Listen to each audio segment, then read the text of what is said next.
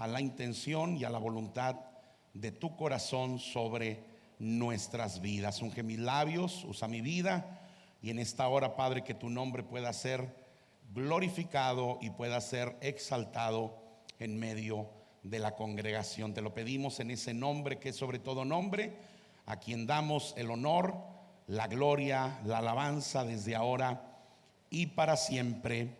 Amén y amén. Gloria al Señor. Dios les bendiga, mis amados hermanos. Qué gusto volver a verles, estar con ustedes.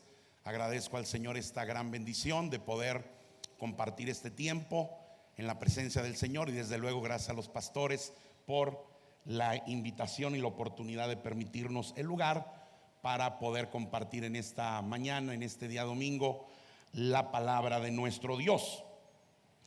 Les voy a invitar, por favor, así como están sentados, abran conmigo sus Biblias. Vamos a tomar ya este tiempo para meditar en la palabra, y les voy a invitar que busquen el Evangelio según San Lucas. Vamos a estar viendo el capítulo número 9. Evangelio según San Lucas, capítulo 9. Un solo versículo es el que vamos a usar para estudiar en esta mañana. Es el versículo 23. Lucas capítulo 9, en el versículo número 23. ¿De qué está hablando el Señor en este versículo 23? Quiero decirles, amados hermanos, que aquí el Señor está repitiendo una vez más uno de los temas que fueron la base de su enseñanza, de su predicación a lo largo de su ministerio terrenal. Ustedes saben que en el ministerio de Jesús, Jesús habló repetidas veces, en repetidas ocasiones, acerca de ciertos temas particulares. Yo creo que uno de los principales fue el arrepentimiento, la salvación, el reino de Dios, la gracia de Dios, el perdón, etcétera. Pero aquí en el versículo 23 nos topamos con un tema muy recurrente del ministerio de Jesús. El versículo 23 trata concreta y específicamente acerca de cuánto cuesta la vida cristiana, el costo de la vida cristiana. Probablemente haya alguien aquí que me diga: hermano Raúl, pero yo pensé que el evangelio era gratis y ahora me sales con que hay un costo que tenemos que pagar. Te voy a explicar la diferencia. Quiero decirles, hermanos, que efectivamente en el evangelio hay cosas que sí son gratis. Por ejemplo, la gracia, el perdón, la sangre de Cristo, la salvación, la vida eterna son regalos que no tienen precio. Regalos que no podemos pagar, por eso son gratis. Ni la persona más millonaria del planeta sería capaz de pagar el valor de la sangre de Jesucristo, el Hijo de Dios. Por eso la salvación tiene que ser gratis. Sin embargo, hay que entender esta diferencia. La vida cristiana es un proceso de desarrollo donde cada vez tenemos que llegar a ser más y más y más como Jesús. Ese proceso, ese desarrollo que se llama vida cristiana o discipulado, ese es el que sí tiene un costo. Y yo quiero aclarar desde aquí, desde ahora que estoy empezando, quiero aclarar que el costo de la vida cristiana es muy alto, demasiado alto.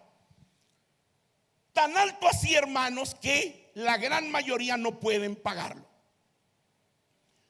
Por lo tanto, la gran mayoría no califican para ser llamados verdaderos discípulos del Señor. Ustedes ven que cada vez que el Señor se dirigía a la gente, les decía lo mismo: si ustedes no hacen esto, no pueden ser mis discípulos. Si ustedes no hacen esto otro, no pueden ser llamados mis discípulos.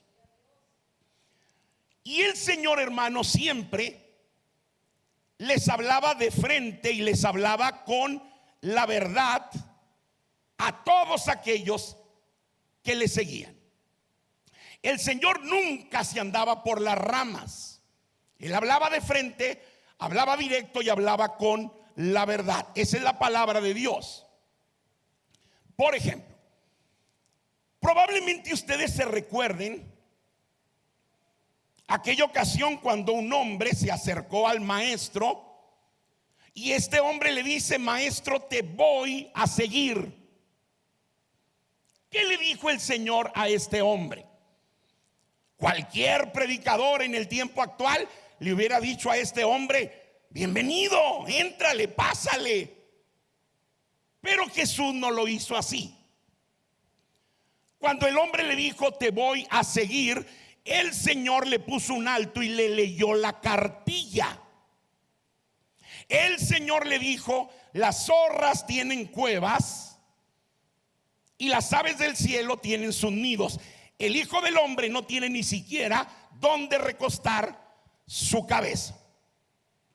A lo mejor alguno de ustedes me diga: hermano Raúl, pero ¿qué respuesta es esa? Probablemente nosotros no la entendemos. Este hombre sí la entendió.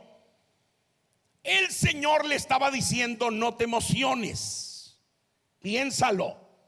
Antes de tomar una decisión, el Señor le estaba diciendo: piénsalo 2 veces.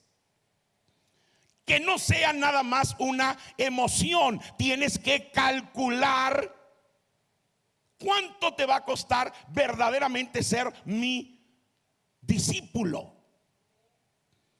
Hay gente que llega al templo, se emociona porque la alabanza está muy bonita, se emociona porque la fraternidad de la iglesia es algo muy lindo. Y luego dicen: yo le voy a entrar a la iglesia porque se siente algo muy bonito. El Señor dice: momento, no entres por emoción. No, tienes que calcular lo que te va a costar ser mi discípulo en verdad. Creyentes hay muchos, cualquiera puede ser creyente. Seguidores hay muchos, discípulos son pocos. Solamente aquellos que están dispuestos a pagar el precio. En Lucas capítulo 14 del 26 al 32, el Señor les habló también de lo mismo. 26 y 27, el Señor les habló de lo que cuesta ser un verdadero discípulo de Él. Y a partir del verso 28 hasta el 32, el Señor les puso 2 ejemplos. El primer ejemplo de una persona que va a construir una torre. El segundo ejemplo de un rey que va a salir a hacer guerra contra otro rey. En ambos casos el Señor le dice lo mismo a la gente: ustedes tienen que calcular, tienen que sentarse y tienen que calcular y tienen que considerar todas las cosas. El Señor le decía: ¿quién de vosotros, queriendo edificar una torre, no se sienta primero y calcula si tiene lo suficiente para terminarla? No sea que habiendo puesto el cimiento no pueda acabarla y todo el que pase haga burla de él. Diciendo comenzó y no pudo terminar. ¿O qué rey, habiendo de salir a hacer guerra contra otro rey, no se sienta primero y considera si puede salir al encuentro con 10,000 contra otro que viene contra él con 20,000? De otra manera, cuando todavía el rival está lejos, le envía una embajada de paz. ¿Qué le estaba diciendo el Señor a sus seguidores? Piénsenlo. No es cuestión de que me emocioné y le entré al evangelio sin saber cuánto tengo que pagar. Y de esto trata el versículo 23, el cual vamos a analizar en esta tarde. El costo del verdadero discipulado, el costo de la vida cristiana. Déjenme hacerles una pregunta a todos ustedes. Quiero que me contesten, por favor. clave del versículo 23? ¿Dónde radica el secreto, el eje central, la clave del versículo 23? ¿Me lo puedes decir? La hermana dice: niéguese a sí mismo. ¿Qué dicen los demás? Quiero oírlos, dígalo sin miedo. Tome su cruz, niéguese a sí mismo. ¿Qué dicen los demás? ¿Cuál es la clave del versículo 23? Sígame. Ok, se los voy a decir. Ya escuchamos algunas opiniones. Te lo voy a decir. La clave central del versículo 23 son dos palabras: cada día. Esa es la clave: cada día, cada día, cada día, cada día. No podemos pretender ser verdaderos discípulos del Señor cada 8 días. No podemos pretender, menos aún, llamarnos verdaderos discípulos de Cristo cada 4 meses cuando se nos ofrece un milagrito y nos aparecemos en la iglesia. No. La clave del versículo 23 es cada día. El precio que tenemos que pagar, amados hermanos, es un precio, además de muy alto, es un precio que tenemos que pagar cada día. No cada 8 días, no de vez en cuando, no cuando se me ofrece un milagrito o cuando tengo una enfermedad y me acerco al Señor para que me sane. No. El Señor dice cada día, cada día, cada día, porque si no, no calificas para ser llamado verdadero discípulo del Señor. Muy bien. En el versículo 23 concretamente, el Señor está mencionando 3 cosas fundamentales, 3 cosas importantísimas que representan el costo de la vida cristiana, el costo del verdadero discipulado. 3 cosas, hermanos, que si nosotros no hacemos, practicamos y vivimos, sencillamente no calificamos. Así de sencillo. Número 1, el Señor dice: niégate a ti mismo.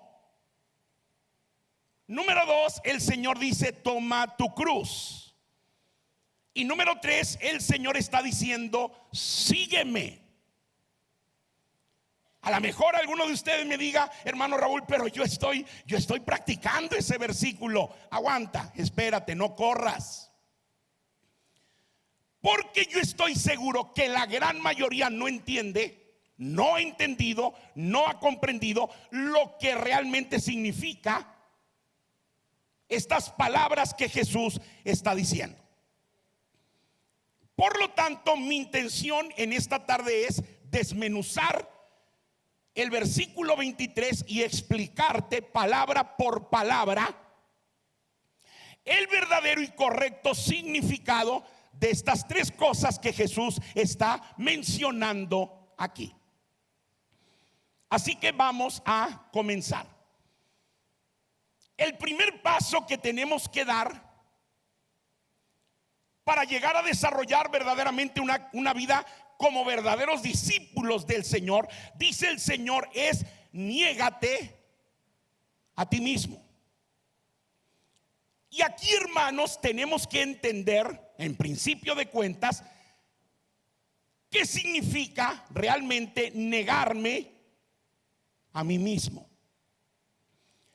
En primer lugar, les voy a dar la definición que da el diccionario. Más adelante, cuando aclaremos la definición del diccionario, te voy a dar la traducción del griego original, de dónde se toma la palabra niégate o negarse. Según el diccionario, negarse a sí mismo significa renunciar a nuestros deseos y a nuestras pasiones. Lo repito, negarse a sí mismo significa renunciar a nuestros deseos y a nuestras pasiones. Y yo quiero subrayar que la vida cristiana implica precisamente esto: renunciar. Hemos sido llamados, hermanos, a renunciar a tantas cosas que nos atan. Hemos sido llamados a renunciar a tantas cosas que nos estorban en nuestro caminar, en nuestro diario vivir hasta el día de hoy. La pregunta es: ¿qué significa renunciar? Niégate a ti mismo significa renunciar, pero ¿qué significa renunciar? Te voy a dar la traducción. Todo lo tenemos que entender perfectamente bien. Renunciar, escúchenme bien, significa desprenderse voluntariamente de algo. Ojo, lo voy a subrayar: voluntariamente, no a la fuerza. Hay personas que dicen: le voy a entrar al evangelio para que me quiten este vicio maldito del alcohol. No, señores, nadie te lo va a quitar a la fuerza si tú no quieres. Hay personas que dicen: le voy a entrar a la iglesia para que me quiten el vicio maldito del cigarro. Vas a fracasar, porque no es a la fuerza, nadie te lo va a quitar. Renunciar significa que yo voluntariamente tengo que tomar una decisión, la decisión de desprenderme de las cosas que yo sé están mal y deshonran el nombre del Señor. ¿Qué otra cosa significa renunciar? Renunciar significa dejar de hacer algo que se tenía la posibilidad de hacer. Dejar de hacer algo que se tenía la posibilidad de hacer. Tú y yo, hermano, tenemos la posibilidad de hacer cualquier cantidad de cosas en el mundo. La gran mayoría de ellas son legales, están reguladas y están dentro del marco de la ley. No están mal, según el mundo, pero son contrarias a la palabra de Dios. Renunciar quiere decir que yo tengo que dejar de practicar aquellas cosas a las cuales yo puedo acceder y que no voy a estar violando la ley. Por ejemplo, ustedes saben que en los Oxxos, en los Seven, en cualquier lado, ¿verdad?, venden caguamas, venden botellas de alcohol, venden el Six de Tecates. Tú y yo tenemos la libertad, porque la ley nos da esa libertad. Tú y yo tenemos la libertad, si quisiéramos, meternos a un Oxxo y comprar 2 botellas de caguama o una botella de alcohol. Yo pregunto, ¿la autoridad nos va a perseguir por comprar un par de caguamas? No. ¿Por comprar una botella de alcohol? No. Por eso lo venden. Les pregunto, ¿ustedes creen que Dios va a impedir que yo me meta al Oxxo y compre un Six de cerveza? No. Yo no creo, hermano, que el Señor ponga ángeles en la puerta del Oxxo para impedirme la entrada. Y si los pone, ¿saben ustedes qué van a hacer los ángeles? Me van a abrir la puerta y me van a decir: ¿lo quieres hacer? Adelante, hazlo. ¿Qué dijo el apóstol Pablo?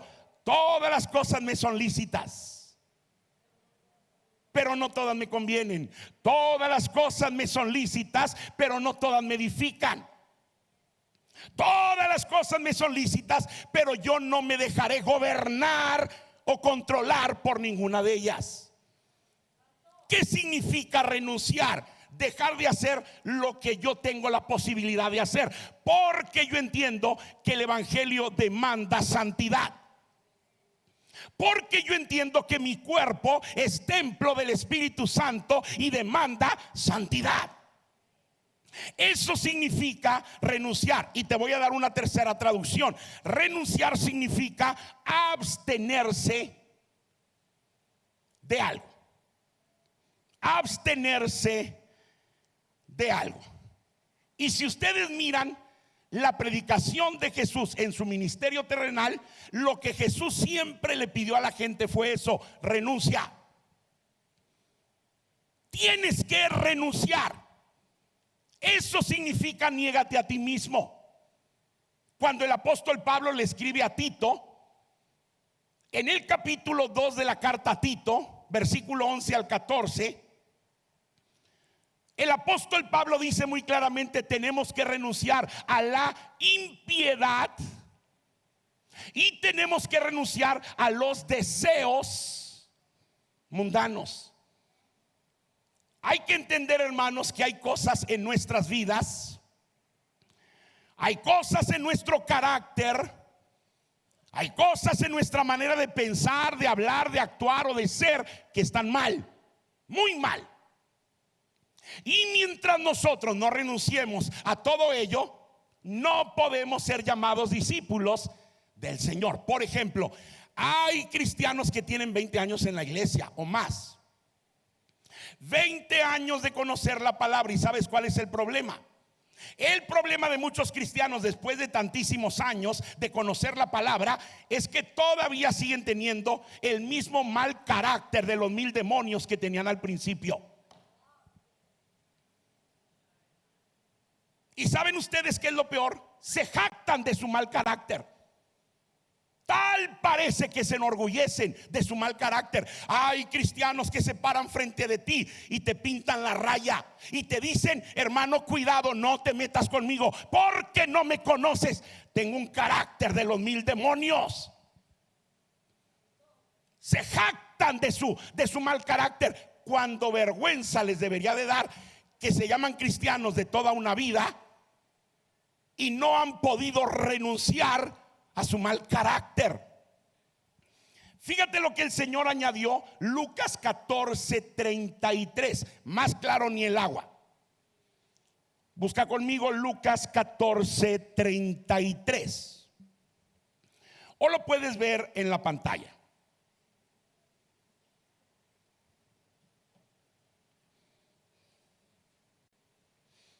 El Señor dice aquí: así pues, cualquiera de vosotros que no renuncia.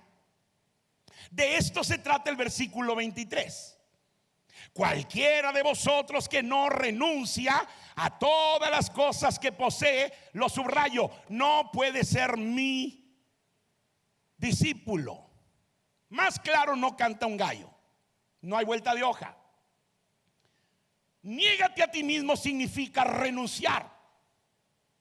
Y el Señor dice: aquel que no renuncia a las cosas que le están estorbando y que no ha podido desprenderse de ella, no se diga, no se llame discípulo mío. Yo quiero compartirles un ejemplo, nada más para que entendamos y dimensionemos esta palabra que Jesús nos está dando. Quiero compartirles el ejemplo, el testimonio de un tremendo hombre de Dios del Antiguo Testamento. La referencia la puedes ver en Hechos capítulo 7, verso 20 al 22. Estoy hablando de Moisés. Yo quiero recordarles, porque todos conocemos su historia,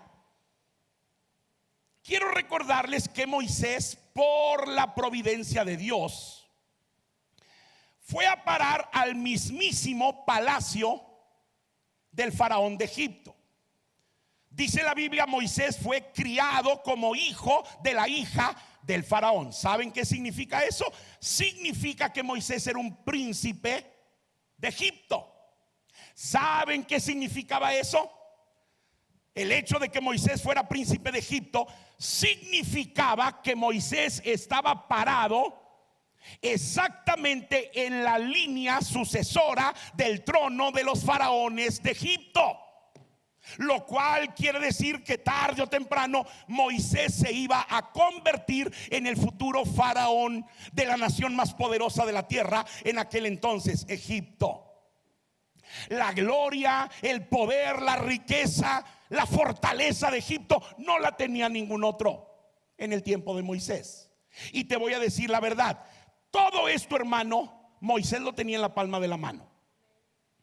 A Moisés no le hacía falta absolutamente nada, lo tenía todo: gloria, fama, poder, riqueza, fortuna, pecado, deseos, mujeres, lo que tú quieras mencionar, Moisés lo tenía. Lo único que le faltaba era el trono, y tarde o temprano iba a llegar al trono. Sin embargo, la historia cambió, porque la Biblia dice que a la edad de 40 años Moisés se topó de frente con la verdad de su pasado. ¿Cuál fue esa verdad? Que su sangre no era de faraones, que su sangre era de gente esclava. Cuando Moisés fue puesto en esta disyuntiva, Moisés tuvo que tomar una decisión. ¿Saben cuál fue la decisión que tomó? Vayan conmigo a Hebreos capítulo 11, versículo 24 al 27, por favor. Hebreos capítulo 11, 24 al 27. Nada más te voy a leer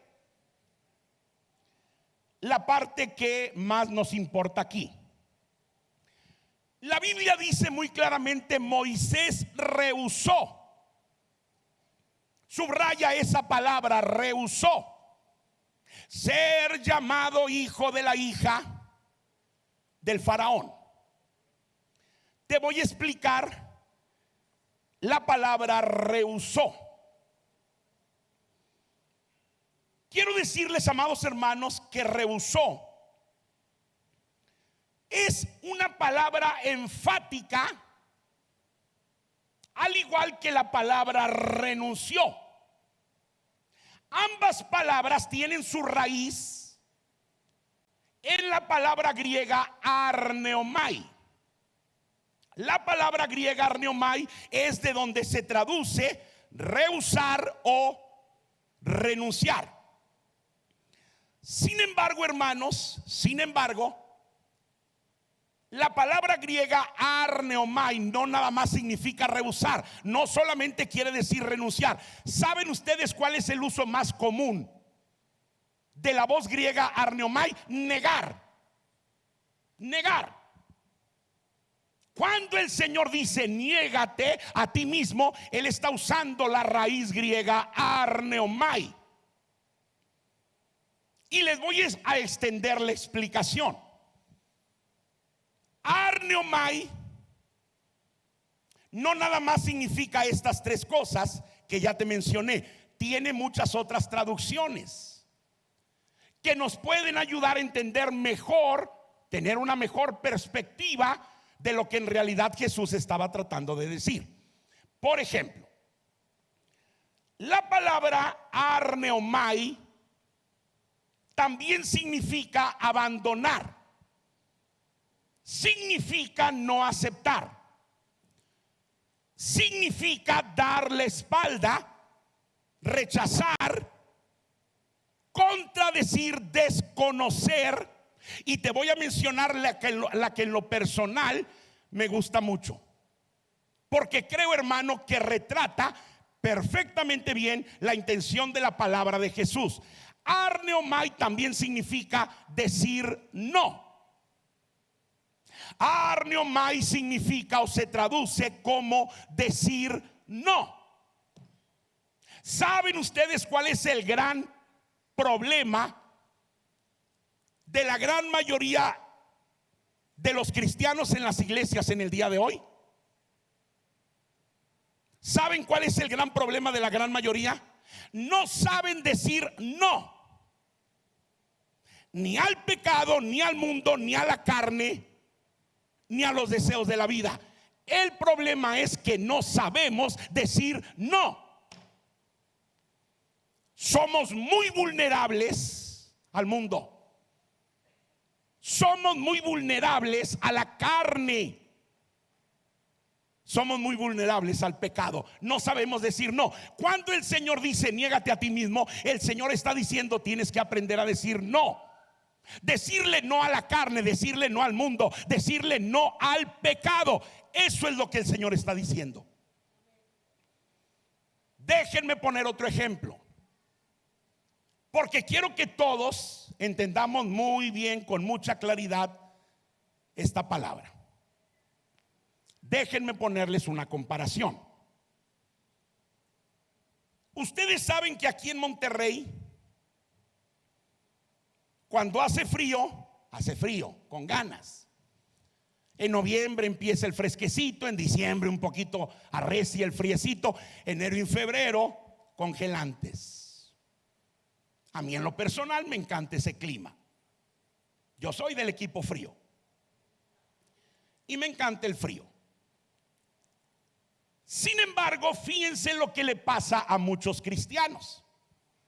Imaginen ustedes un domingo como hoy, en diciembre o en enero, es día de culto, día de venir al templo, y amanece a 1, 2 o 3 grados, una lloviznita tipo Londres, friazo con ganas.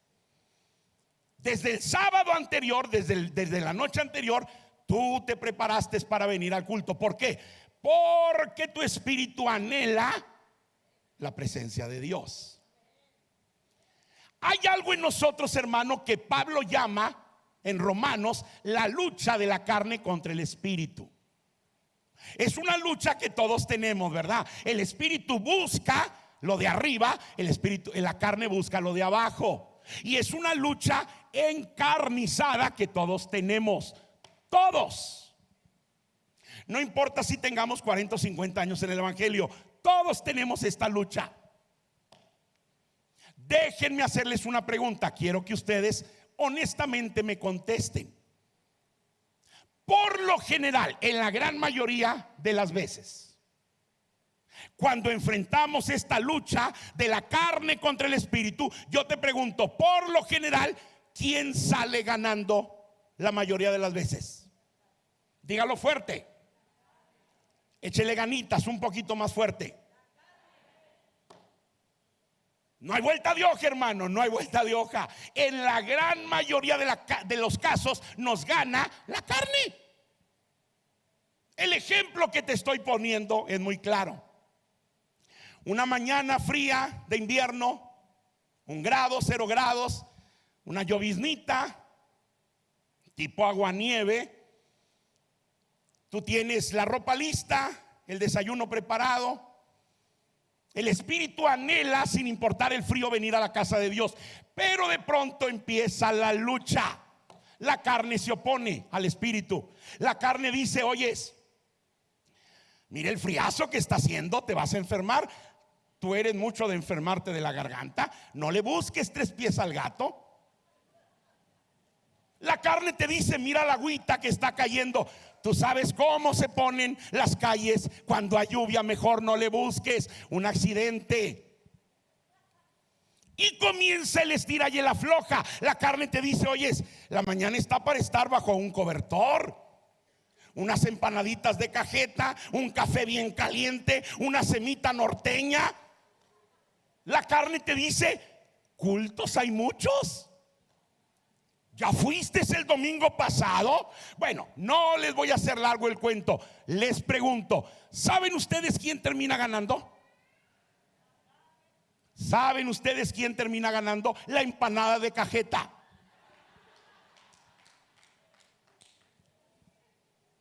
O sea, somos muy fáciles de convencer y somos muy fáciles de ser seducidos.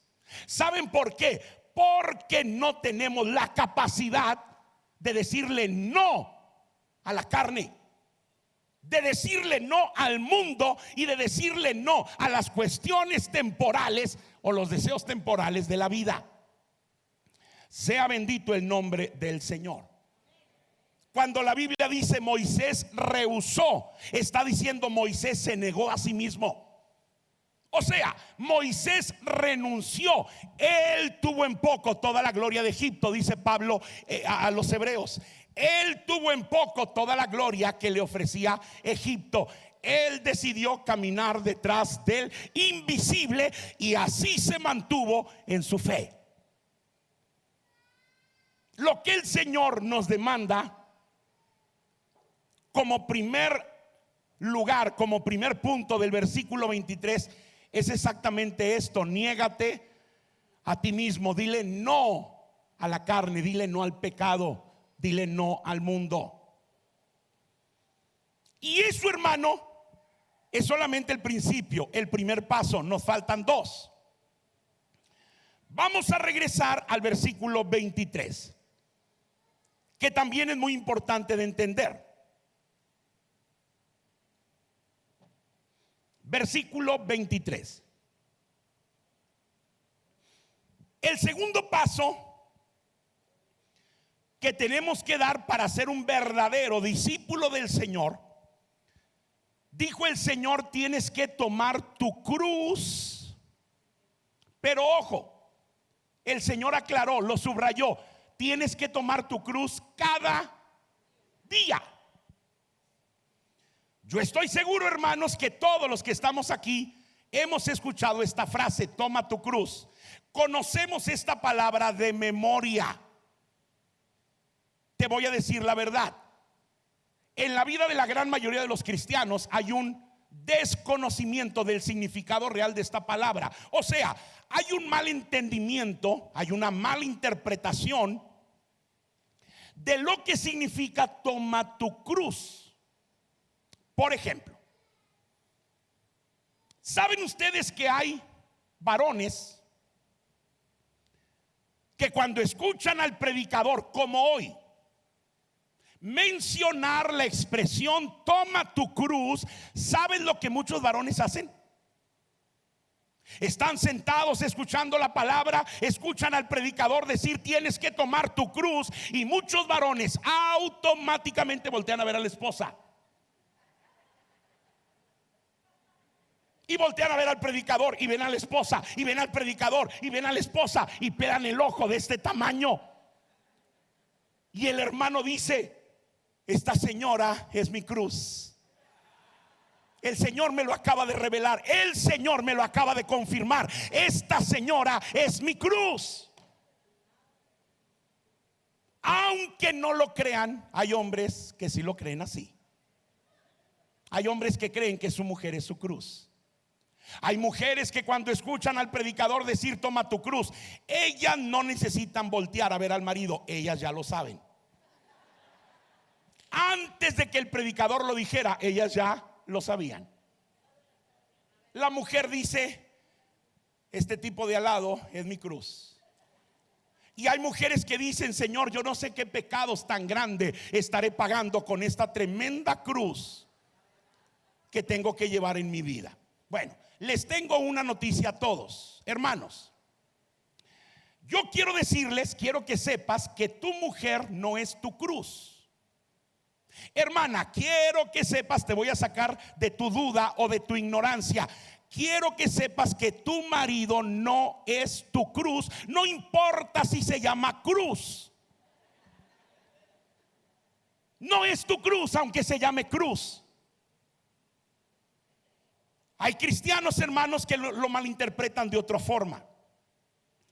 Hay cristianos que luego asumen una actitud de falsa modestia o de falsa hipocresía. Y hay cristianos que adoptan una actitud de humildad, falsa humildad, y dicen, hermano, es que yo tengo que llevar la cruz de Cristo. No, señores, no. Nadie tiene que llevar la cruz de Cristo. Te voy a decir por qué. La cruz de Cristo nadie la puede llevar. La cruz de Cristo es una cruz tan grande, tan pesada, que solamente uno la pudo soportar y se llamó Cristo. Y aún así, hermano, a Cristo al final le estaba costando trabajo. En Getsemaní oró y dijo, Padre, pasa de mí esta copa. La cruz de Cristo fue muy pesada. Ustedes, hermano, nunca van a encontrar en la Biblia que Jesús haya dicho, si alguien me quiere seguir tiene que tomar mi cruz. No. Lo que el Señor dijo fue, toma tu cruz, toma tu cruz, toma tu cruz. Tú no puedes llevar la cruz de nadie, ni del hermano, ni de la hermana, ni de nadie. Cada quien tiene una cruz y cada quien tiene que llevar su propia cruz. Sea bendito el nombre del Señor. La pregunta es, ¿qué significa tomar nuestra cruz? te lo voy a decir. Escúchenme. Quiero que sepan, amados hermanos, que la cruz es un instrumento de muerte. La cruz representa muerte. Cuando el Señor dice toma tu cruz, Él está diciendo tienes que morir. Eso significa toma tu cruz, tienes que morir. Y lo importante aquí, hermano, es lo que el Señor está asegurando en el versículo 23. Tienes que tomar tu cruz cada día. No puedes tomar tu cruz de vez en cuando se te ofrezca, cuando te acuerdes que eres cristiano. No, el Señor dice tienes que tomar tu cruz cada día. Negarte a ti mismo no te sirve de nada por sí solo si tú no tomas tu cruz. Hay personas que se niegan a sí mismo, le dicen no al pecado, pero no toman su cruz. ¿Sabes cuál es el problema de ello? Que tarde o temprano vas a retomar el pecado del cual te negaste. Por eso hay personas que cuando se convierten le dicen no al alcohol, le dicen no al cigarrillo, le dicen no al adulterio, pero a los 15 años vuelven otra vez a lo mismo. Otra vez tomando alcohol, pero ahora dentro de la iglesia. Otra vez fumando, pero dentro de la iglesia. Tal vez tú me digas, hermano, ¿a poco tú crees que haya cristianos así? No lo creo, los conozco. Sé de lo que te estoy hablando. He visto cristianos tomando alcohol, fumando cigarrillos como si nada. Un día se negaron a sí mismos, renunciaron, lo dejaron. A los 10 años volvieron, recayeron y lo hacen habitualmente y ahora lo justifican, diciendo que no creen que sea malo. ¿Saben por qué? Porque cuando le dijeron no al pecado, no murieron a ese pecado. No tomaron su cruz para morir a ese pecado. Ve conmigo por favor y busca la primera carta de Pablo a los Corintios, capítulo 15. Busca conmigo primera de Corintios 15.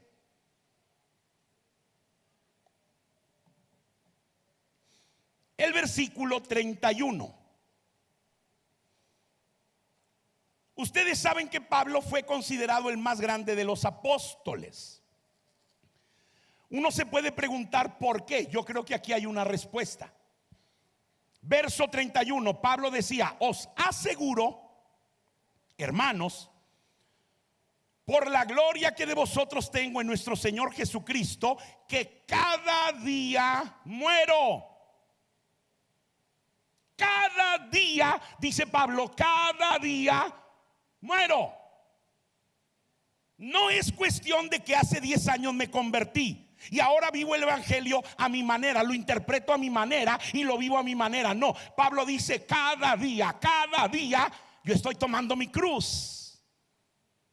Y estamos hablando del gran apóstol Pablo. Si Pablo lo necesitaba, ¿cuánto más tú y yo necesitamos hacerlo?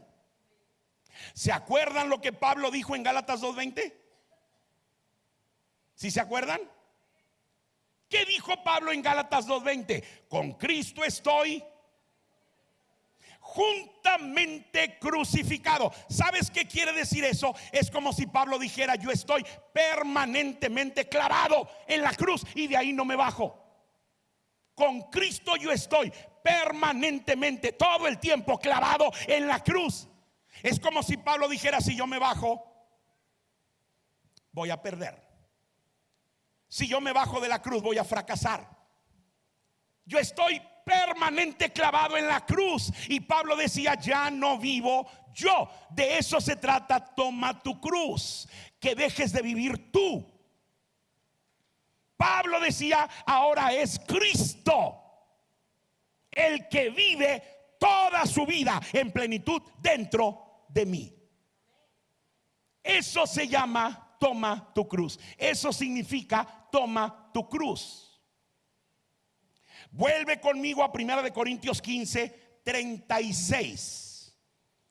Algo más que añade Pablo aquí. El apóstol Pablo dice: necio,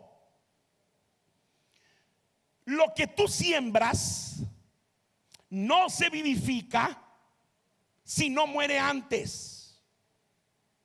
Lo que tú siembras no puede llevar vida, no puede tener fruto si en principio no muere. Esa fue la enseñanza de Cristo. Juan 12, 24. De cierto os digo, dijo el Señor, si el grano de trigo no cae en tierra y muere, él solo queda. Mas si muere, dijo el Señor, mucho fruto lleva. ¿Qué es lo que el Señor trataba de enseñar? El Señor nos estaba hablando a nosotros. Nosotros somos el grano de trigo. El Señor dice: si tú no mueres al yo, a la carne, al mundo, al pecado, etcétera, el Señor dice: tú solo quedas, no va a pasar nada. Vas a venir a ser un cristiano más del montón, un cristiano más calientabanca en el templo. Pero el Señor dijo: si tú mueres, mucho fruto vas a llevar. El grano de trigo tiene que morir para que pueda tener vida, para que pueda florecer, para que pueda fructificar. Por eso el Señor dice: no nada más niégate a ti mismo. El Señor dice: toma tu cruz. Tienes que morir, y tienes que morir día tras día. ¿Por qué? Porque cada día es un día de tentación. Cada día, hermano, enfrentamos la guerra encarnizada contra nuestra propia carne, contra el mundo, contra el pecado. No podemos, hermano, pretender tomar la cruz cada semana. Hay que tomarla todos los días, cada día, en el nombre del Señor. Y vamos a volver al versículo 23. Vuelve conmigo, por favor, al verso número 23. Porque aquí, hermanos, encontramos la tercera cosa que el Señor está mencionando. Número 1, niégate a ti mismo. Número 2, toma tu cruz cada día. Y número 3, el Señor dice: sígueme. Sígueme.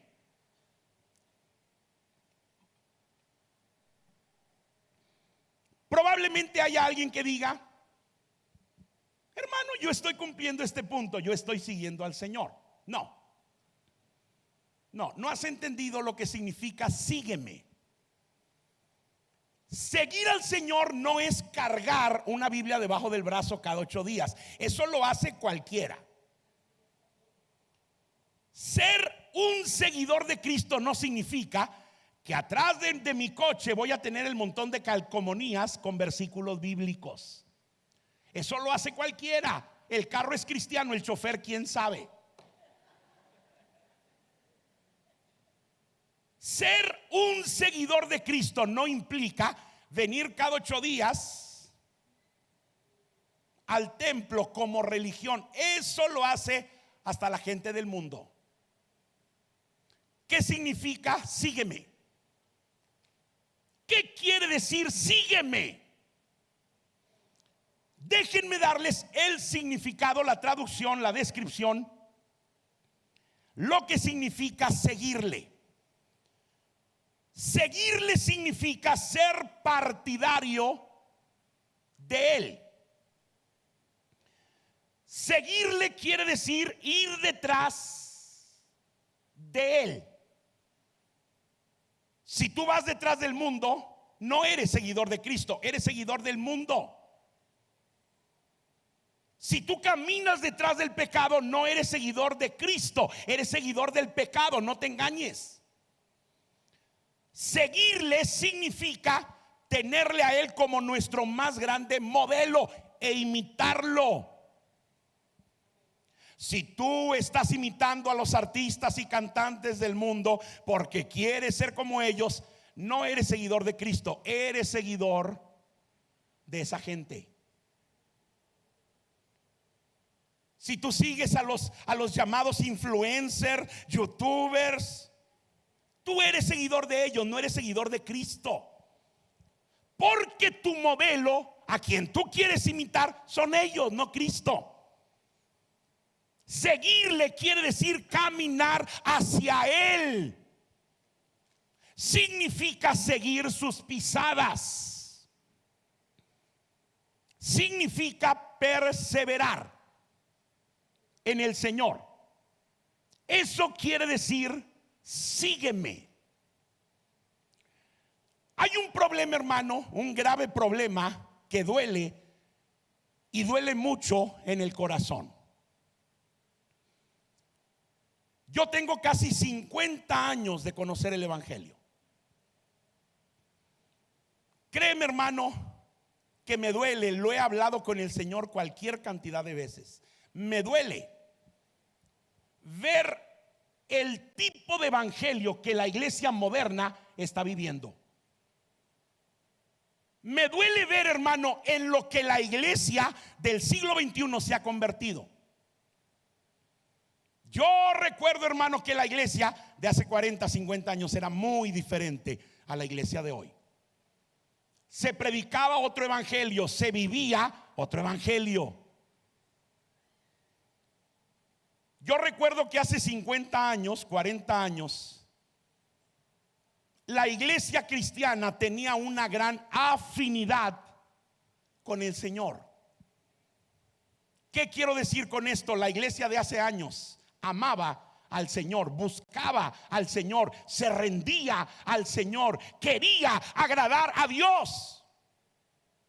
Triste de decirlo, pero es la realidad. La iglesia moderna del siglo XXI tiene más afinidad con el mundo que con Cristo. La iglesia moderna quiere parecerse más al mundo que a Cristo. El grave problema del evangelio actual, de la iglesia moderna. Yo recuerdo que hace 4 o 5 décadas atrás, los cristianos tenían poder, unción, autoridad de parte de Dios. Cuando salía un endemoniado y llamaban al pastor y le decían: ven a orar por este endemoniado, y el pastor no podía. ¿Saben ustedes lo que hacía el pastor? El pastor le podía decir a cualquiera de la congregación: ve y échalo fuera, y el hermano iba y lo echaba así. Porque hace 50 años la iglesia tenía poder y la iglesia tenía unción. Hoy los cristianos le sacan la vuelta al demonio. Los cristianos hoy le tienen miedo al diablo. Hace 40 años, hermano, la iglesia anhelaba servir al Señor. Los jóvenes anhelaban ser predicadores, pastores, evangelistas. ¿Qué es lo que encontramos en la iglesia moderna? Anhelan ser youtubers, anhelan ser influencers, anhelan ganar likes, viralizarse sin el más mínimo esfuerzo. La pasión de la iglesia actual ya no son las almas perdidas. Ya no es convertirse en siervos de Dios. Hemos perdido el enfoque. Por una sencilla razón: no estamos siguiendo a Cristo. Estamos siguiendo nuestros deseos, nuestros gustos, nuestras metas, nuestros planes, que lamentablemente, hermano, muchas veces nos están apartando más y más y más de Jesús. Una forma muy fácil de darse cuenta de eso, ¿saben cómo es? Las redes sociales, las benditas redes sociales. Yo nada más tengo una, que es Facebook, y se me hace mucho. No tengo ninguna otra excepto WhatsApp. La única que tengo es Facebook, y te lo voy a decir honestamente, muchas veces hasta he querido cerrarla.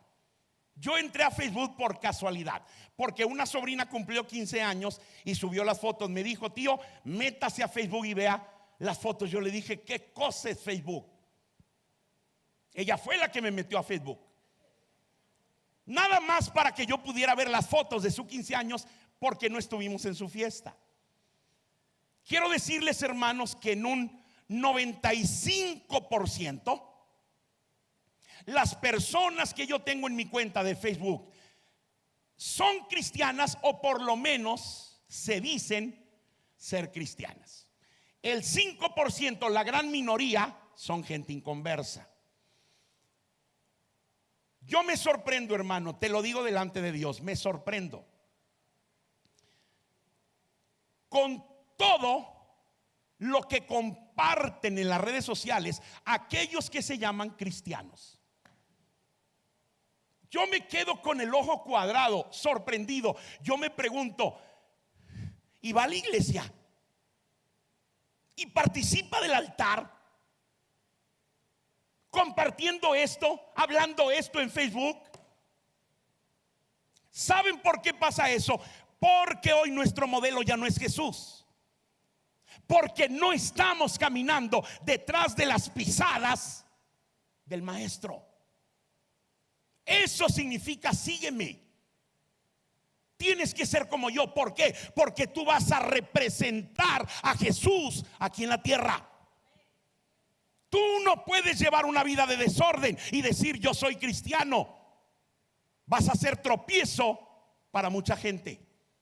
Y el Señor dijo, ay de ti, más te valiera que te pongan, que te aten a una rueda de molino y te arrojen al río.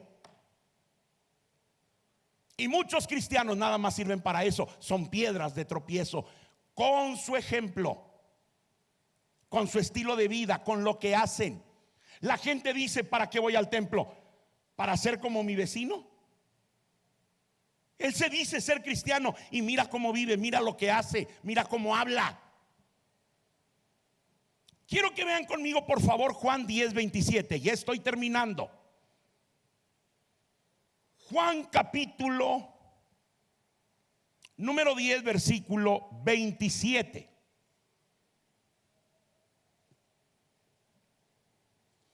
El Señor dice: mis ovejas oyen mi voz y yo las conozco. Ojo, el Señor dice: yo conozco quiénes son mis ovejas. Porque hay gente en el redil que no es oveja. Pero el Señor dice: yo conozco a los que sí son ovejas. Mis ovejas oyen mi voz y yo las conozco y me siguen, dice el Señor. Mis ovejas me oyen, yo las conozco y ellas me siguen. Les pregunto, ¿saben ustedes cuál es la diferencia entre una cabra y una oveja? ¿Sabes cuál es la diferencia entre una cabra y una oveja? Te lo voy a decir en sencillas palabras. Por un lado, la oveja tiene la sensibilidad de ser obediente a la voz del pastor. El carácter de obedecer, de seguir la voz del pastor. La oveja puede estar comiendo pasto verde muy rico, bebiendo aguas de un río cristalino en reposo. La oveja puede estar muy a gusto comiendo y bebiendo, pero cuando oye la voz del pastor, a la oveja no le importa eso. La oveja se da media vuelta y se va brincando detrás del pastor. Ese es el carácter de una oveja, la naturaleza de una oveja. ¿Saben ustedes cuál es el carácter de una cabra? La cabra, quiero que sepan, tiene la tendencia a resistirse a la voz del pastor. Cuando la cabra está comiendo pasto verde, agua cristalina, y el pastor la llama, ¿sabes qué dice la oveja? La cabra, perdón. La cabra voltea de reojo por encima del hombro y la cabra dice: que se espere, que grite lo que quiera, no me importa. A mí me importa este pasto, no lo pienso dejar. La cabra se resiste a la voz de su pastor. ¿Sabes qué dijo Mateo? Mateo dice que en el tiempo del fin el Señor va a hacer una separación en su redil. De este lado pondrá las ovejas y de este lado pondrá las cabras. Ojo, todos están revueltos ahorita, ovejas y cabras. Antes de la venida del Señor, Dios va a separar, y de este lado va a poner las ovejas y de este lado va a poner las cabras. Te pregunto, hermano, hermana, joven, señorita, te pregunto, ¿eres una oveja o eres una cabra?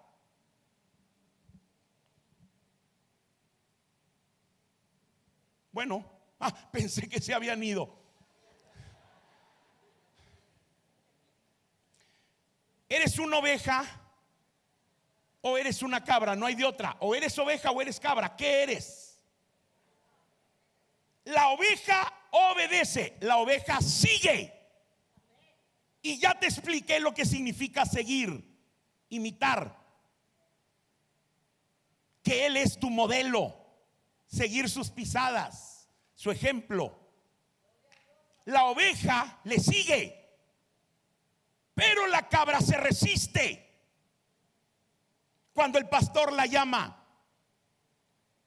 La cabra es aquel cristiano que domingo tras domingo rechaza la palabra. Ese predicador está loco.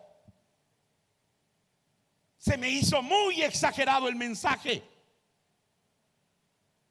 El Señor dice: en aquel día tú ya tendrás establecido tu lugar. Si eres oveja, a la derecha; si eres cabra, a la izquierda. Y voy a concluir ya. Ya me cansé. Voy a concluir con un último versículo. Juan capítulo 15. Me voy a esperar que lo pongan en la pantalla. Juan 15, versículo 22. Quiero decirles, hermanos, que este versículo 15:22 de Juan, yo considero debería de ser el último mensaje en todas las predicaciones.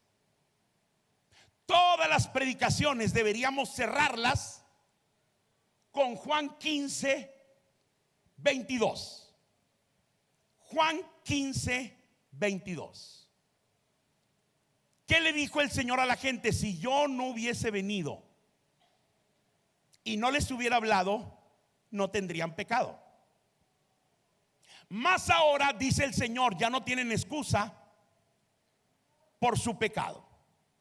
Lo repito, el Señor le dijo a la gente: si yo no hubiese venido y no les hubiera hablado, no tendrían pecado. Pero ahora dice el Señor: como ya vine y ya les hablé la palabra y ya les mostré la verdad, ya no tienen excusa por su pecado. Y yo creo que esto es lo que hoy el Señor te dice a ti y me dice a mí. Si no hubiéramos escuchado esta palabra, no tendríamos problemas, no tendríamos pecado. Pero el Señor dice: una vez que has oído esta palabra, ya no tienes excusa por tu pecado. Dios bendiga su santa palabra. Y Dios bendiga también el corazón de la iglesia. No vamos a hablar más. Pónganse de pie, por favor. Dios bendiga su santa palabra. Pónganse de pie.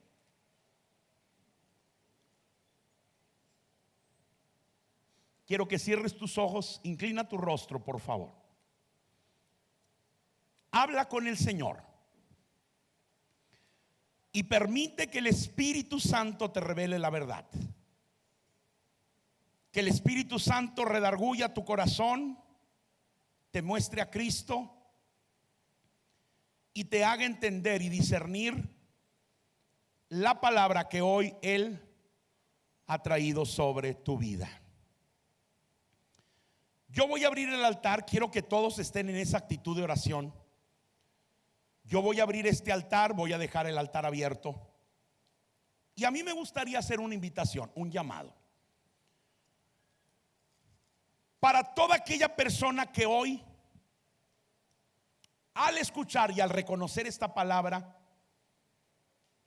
decida tomar una decisión delante de Dios, un compromiso delante de Dios, de decirle al Señor: Señor, a partir de hoy yo me comprometo a hacer cambios en mi vida.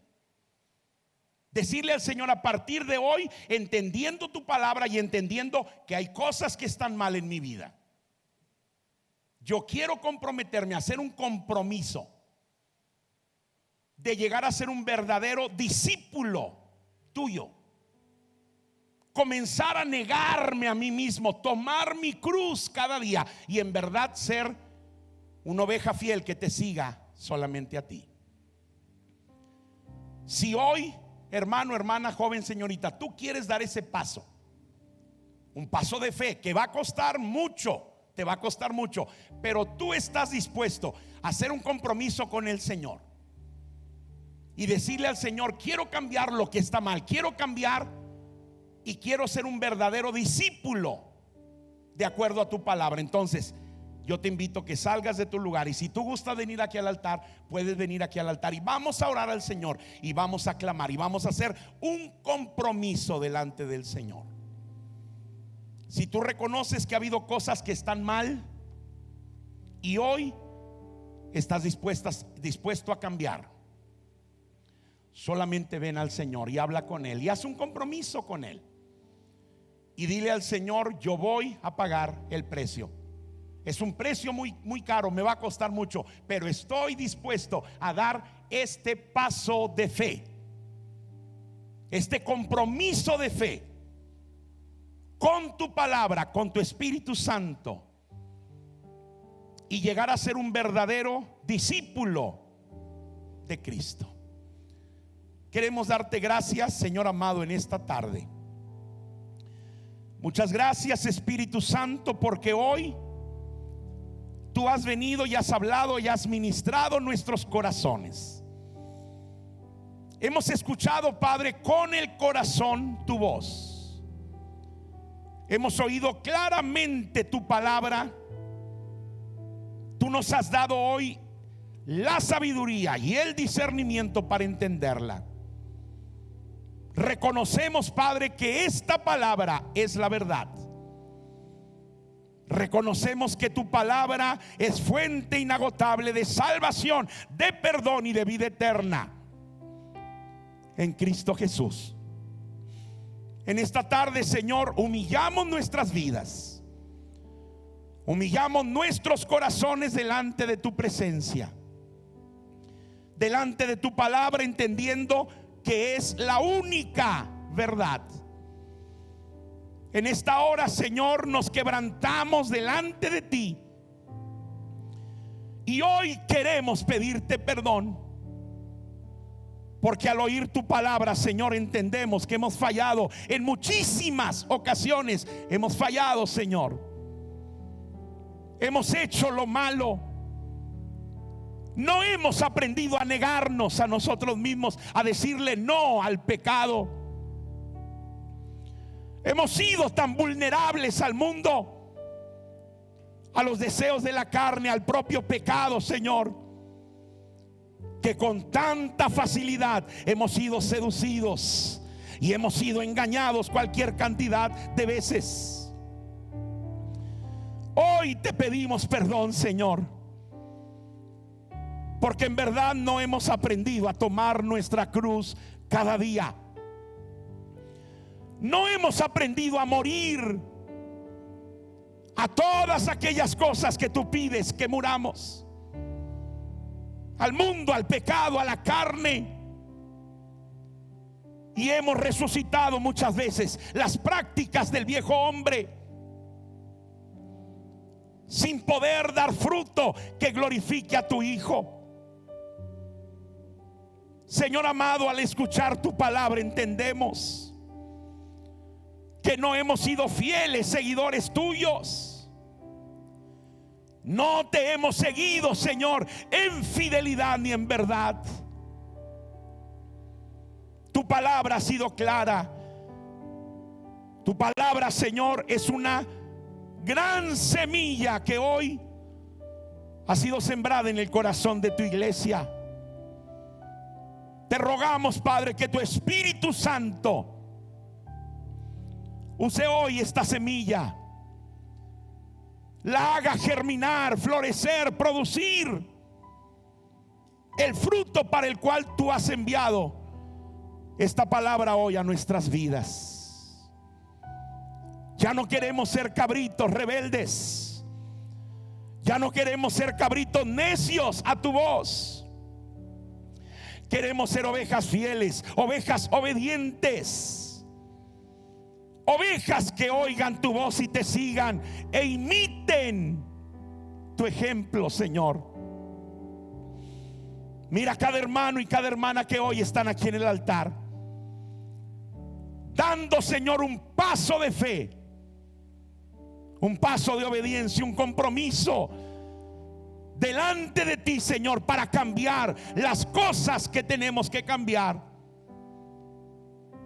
Ayúdanos, Señor, en esta determinación, que podamos aprender a honrar tu nombre en obediencia y en fidelidad a tu santa palabra. Yo bendigo el corazón de tu iglesia, bendigo a tu pueblo en general, y te ruego, Señor, que tu Espíritu Santo sea obrando, Señor, cumpliendo tu propósito en cada uno de nosotros.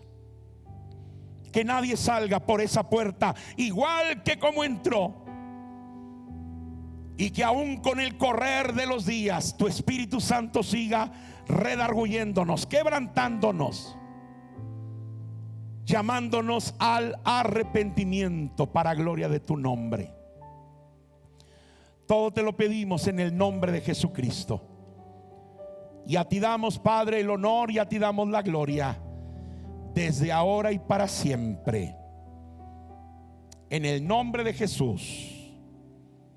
En el nombre de Jesús. Amén y amén.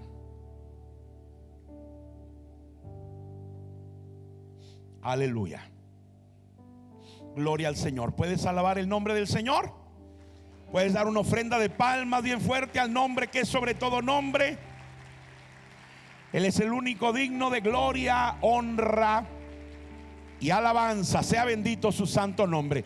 Ocupen sus lugares, amados hermanos. Un abrazo fraternal a todos ustedes. Una vez más agradezco a Dios y agradezco a los pastores esta oportunidad y esta gran bendición de poder venir y compartir con todos ustedes el mensaje de la palabra del Señor. Esperemos, hermano, que Dios nos permita en un futuro no muy lejano volver a estar con ustedes y seguir gozándonos en la presencia de nuestro Dios. En la parte de la entrada vamos a tener la mesa. Tenemos mucho material nuevo. Tenemos conferencias en CD.